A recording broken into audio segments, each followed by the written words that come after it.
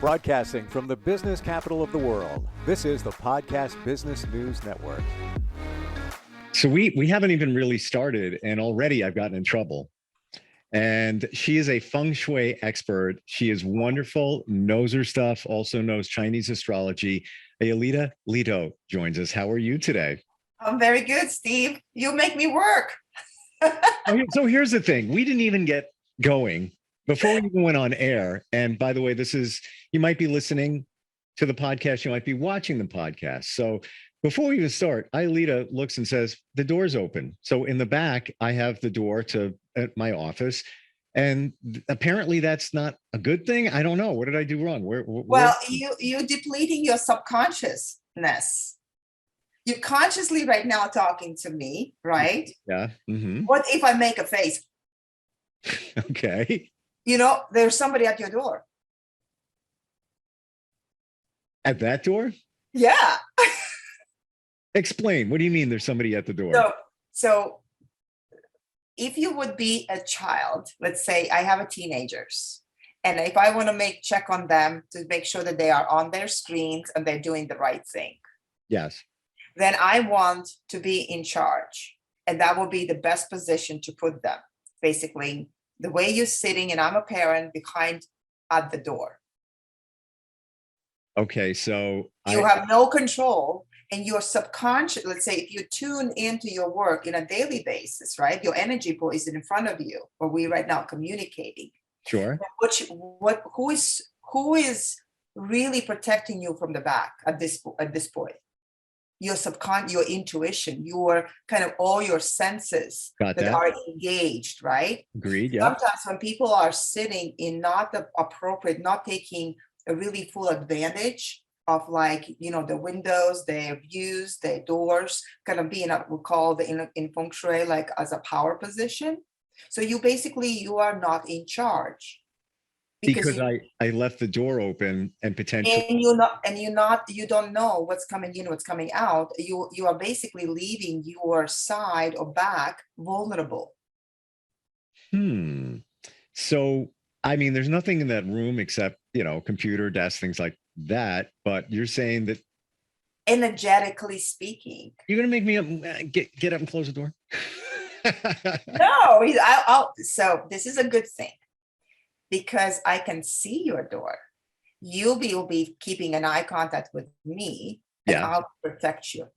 Because when you see something, oh, be careful, then you can react. The only thing that could be a kind of, let's say, invading your private space will be something that I can see. This will be something interesting. I think that the listeners could examine when they go to restaurant. Right. Let's say a couples go to restaurant. I know exactly what you're going to say. And yes, I do it. Go ahead. And they choose the place where to sit. Yes.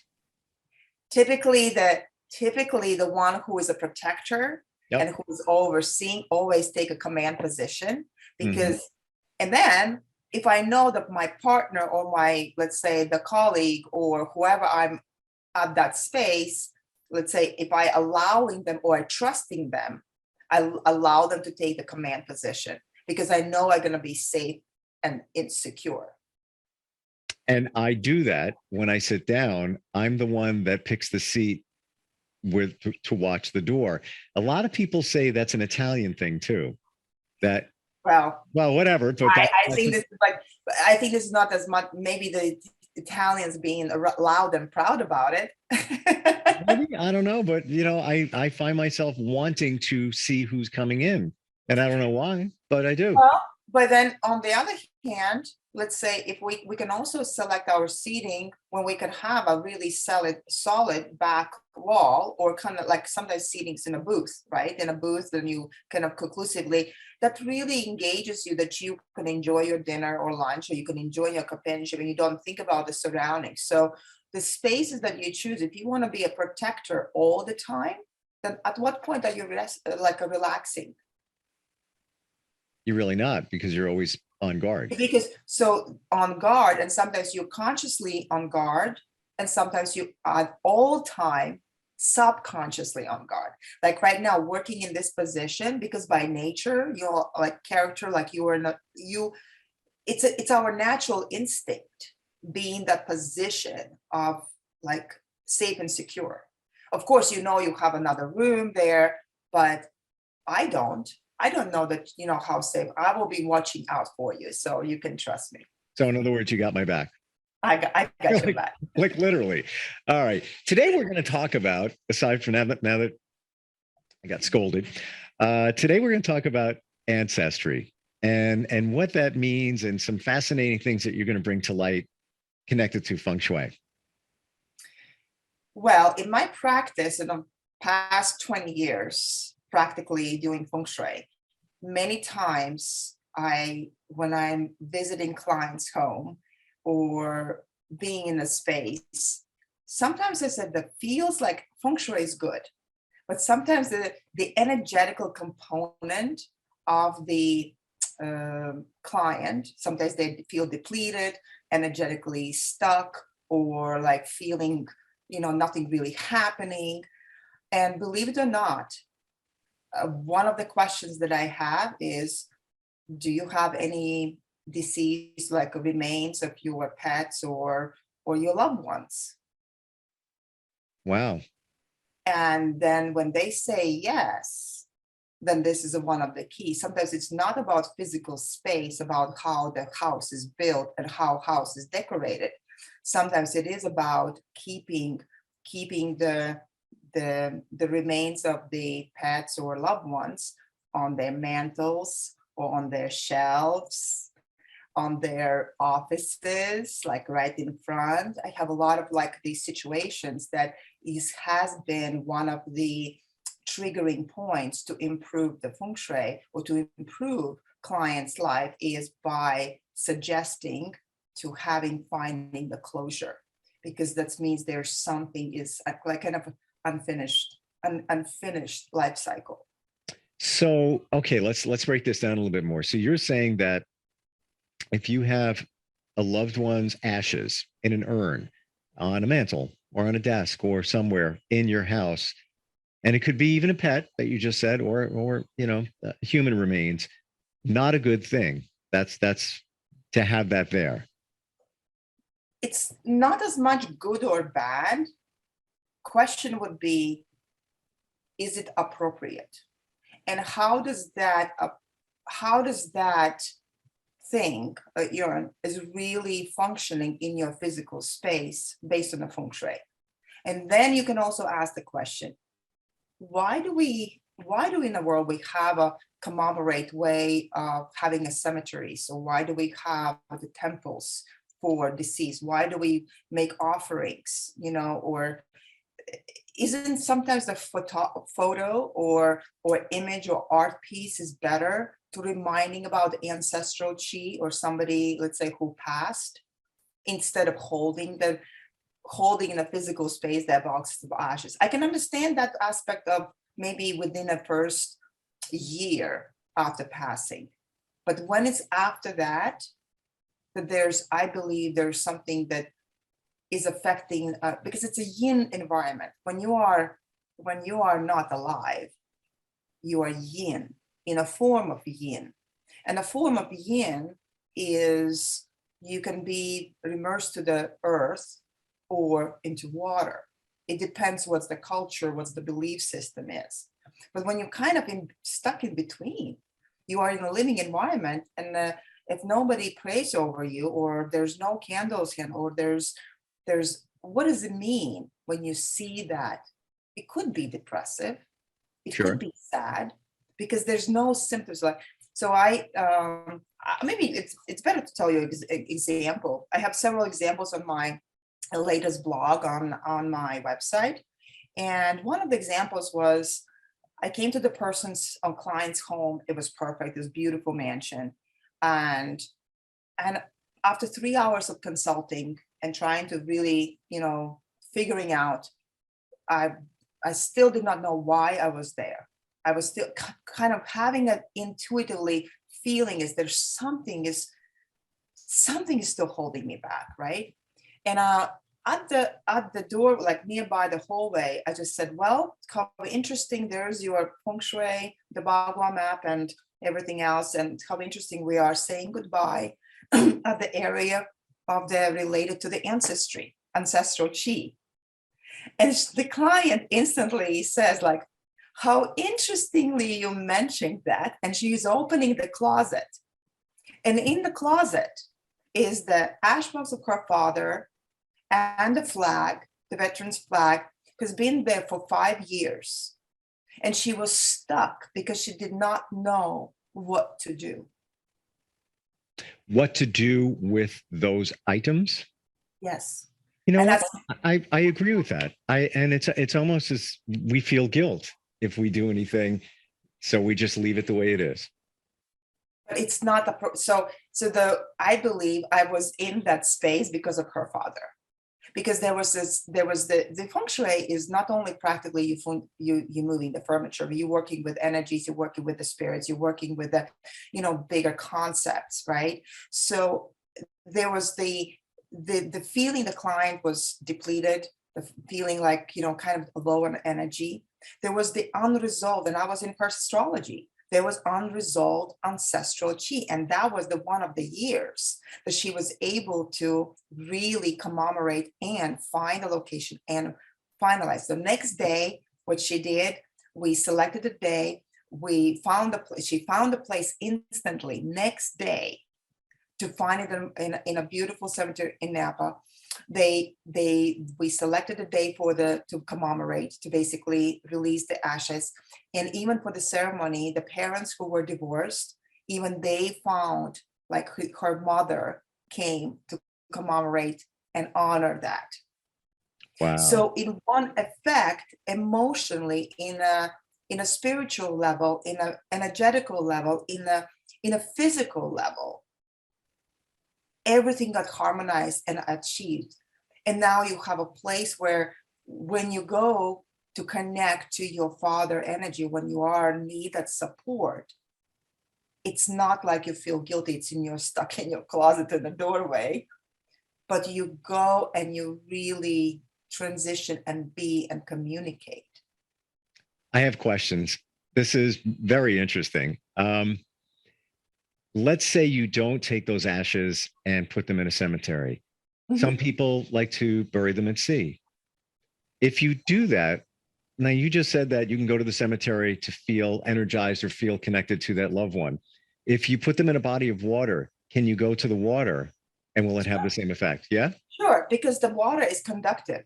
Just think about your mind, your imagination leads the mind leads the chi. You instantly connecting. It's like a speed of light. It's instant. It's instant connection.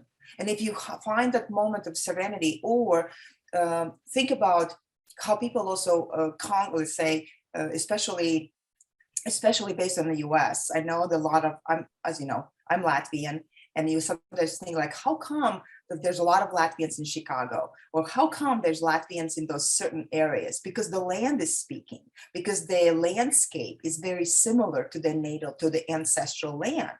And it's almost like, why there's so many Italians or originally in Napa, like in the Northern California, in a wine country, because it's really resonated with their ancestral land in Italy, right? So you kind of go to similarity. So when you start thinking about, let's say, about the ancestry, we're going back and revealing those patterns that ignites us and allow us to actually relax into it or connect to it.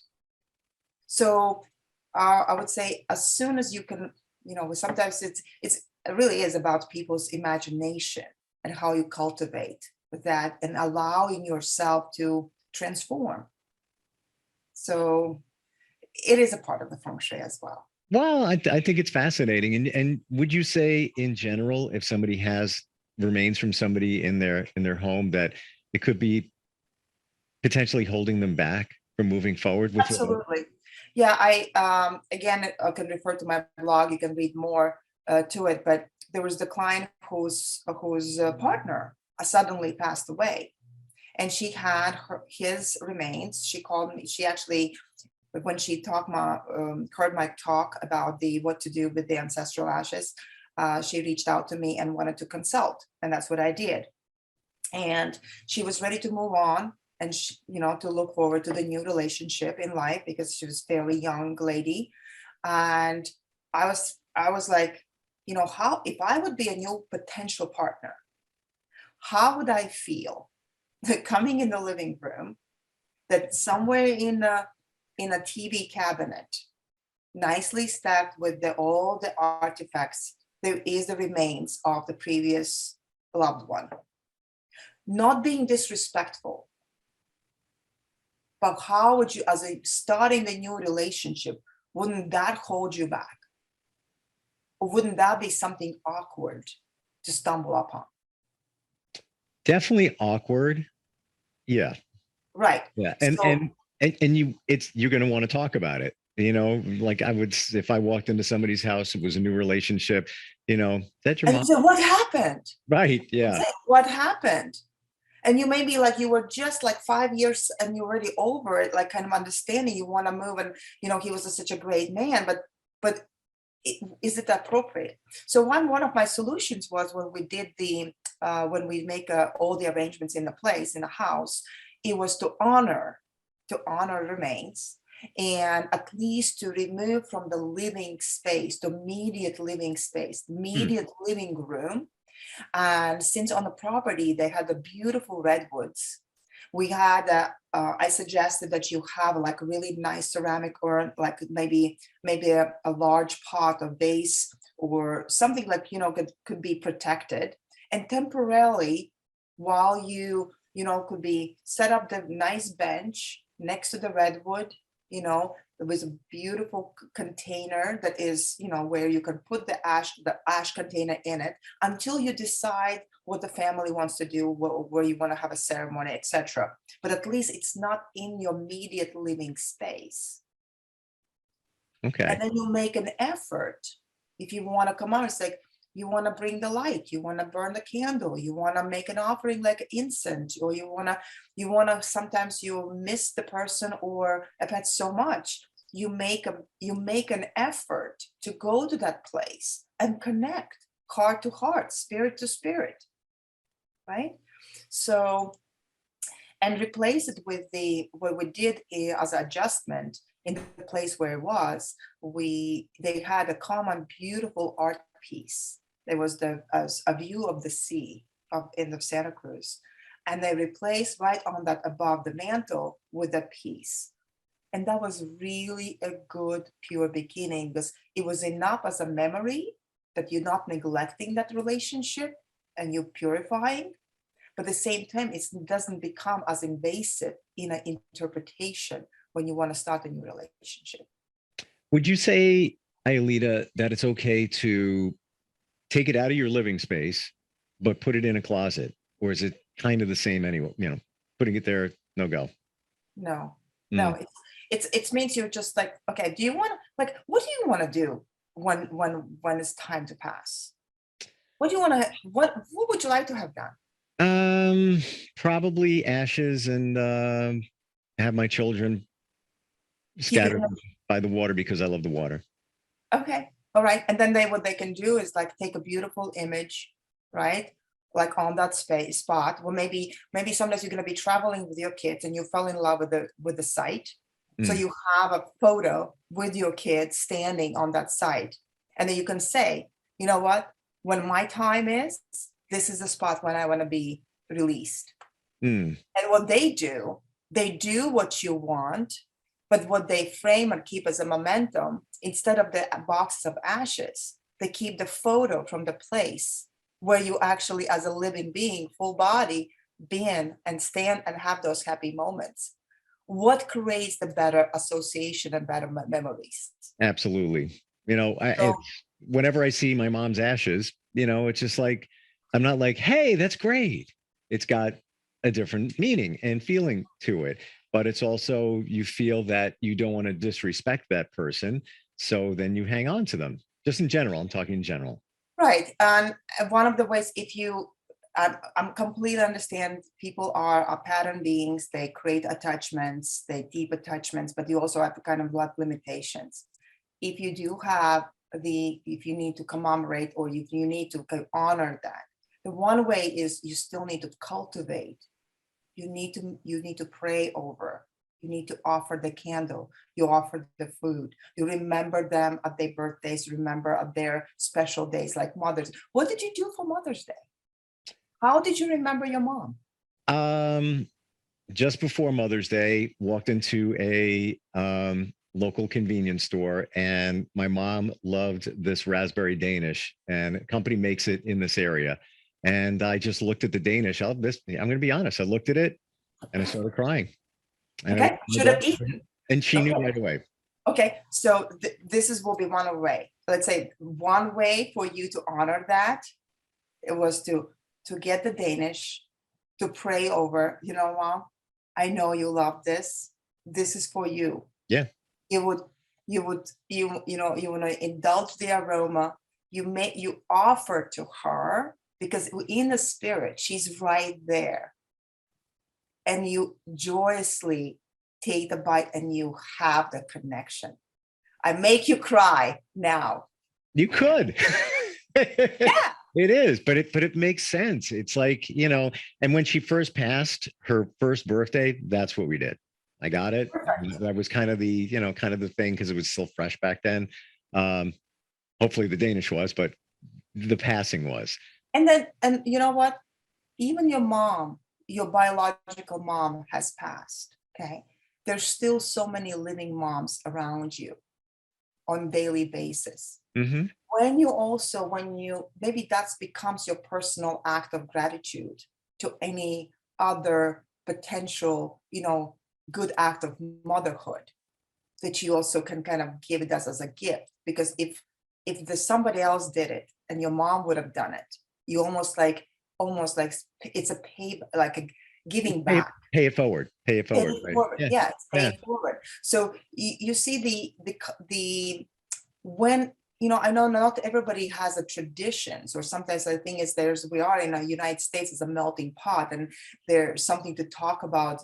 Death or impermanence has been a very, very sensitive subject from that perspective. So when we try to bring, we can create your own tradition, right? But when it's appropriately set, it could be also beautiful and functional. Sure. But neglecting, and that's not a good feng shui. And just what you said, that's what usually happens with ashes. They're there. It's not like, every once in a while I might walk in, hey mom, but it usually not. It's an object that's there that you feel that you're, out of respect for the person that passed, you keep. And now we're learning today that it could be hindering somebody's progress of moving forward, and just in general with the chi that we talk about, getting in the way. I guess that's Well, it's depleting. Everything is, we are energy, no matter how we look at it, our tangible mass, our, in a cellular level, we are energy. Yep. And our thought forms, our kind of, way we feel, it's all this energy. And when we surround ourselves, we're creating that good, better feng shui for ourselves. In many ways, we also revealing or completing generational patterns. Yep. Something to think about by forgiving your ancestry, by forgiving your mother, by giving your, brothers and sisters. You also need to kind of reveal the resolution, because that affects your physical body. Somebody who's grieving, is affecting your lungs. You could grieve and grieve, but energy body has a lungs too. And your spirit body has a lungs too. Until you actually connect to the prayer, you can't really heal. Interesting. Wow. I never thought of it that way. I accept there's energy everywhere. We're all energy. There's, even those that have passed on, there's an energy that comes from them. But the lung part of that, interesting. Well, same thing about liver. Sometimes people who have a lot of anger. Anger is opposite to creativity. That's holds in the liver. it's in the energy body. So that's why like raging, like a raising voice or being upset. Typically with, addictions and stuff, stops the other limitation. So that energy body delivered, it could be also you instantly could correlate to something in a childhood, could be correlated to something with maybe disagreements, with the masculine and feminine. So as I said, Feng Shui is not just Feng Shui about the physical moving space. It's really multidimensional kind of connection between the people, like human chi, earth chi as your physical environment, and heaven chi, which is the time and space, and how we balance all those aspects. And how we adapt. That's the Feng Shui. You're teaching us a lot. We're out of time, but I love, the fact that, I know I'm looking at the clock, like, how could that be? But it is, because time is always moving. Like we just said, we're on the timeline. Somebody wants to connect with you, learn more, even what we talked about ancestry today. What do they do? Please visit my website, www.Aelita, Leto, which is spelling AELITALETO.com. And under the blog post, there's a great articles about what to do with ashes and some testimonials, and read more and reach out to me. I'll be happy to assist. Yeah, there's so many different aspects of it. And it's always a pleasure talking with you. Guess what I'm going to do right now? Close the door. It's on my list. Yes. And we'll catch up next time. Thank you, Aelita. Thank you. Have a good one. Have a good day. Thank you so much.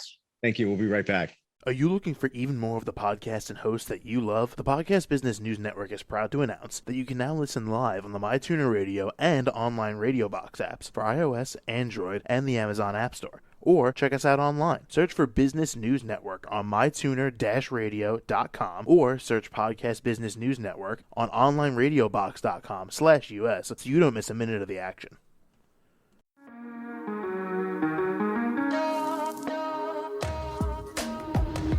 Broadcasting from the business capital of the world, this is the Podcast Business News Network. For nearly 2,000 severely injured veterans, everyday life has become filled with barriers. Day-to-day simple tasks can become pretty daunting. I have to carry my chair up 2 flights of steps or have somebody do it for me. What scares me the most is just the falling. When I'm struggling with my house, I think, to have that one great barrier just knocked down, it's crucial. Home for Our Troops is a wonderful nonprofit that builds a mortgage-free, fully adaptive, handicap-accessible house. And there's no catch. It'll be our very first home that we've ever owned. This is a game changer. This is where your life begins again. We need you to join us in completing this important mission. Please visit hfotusa.org and help build homes and rebuild lives. Because of you, everything's going to be okay.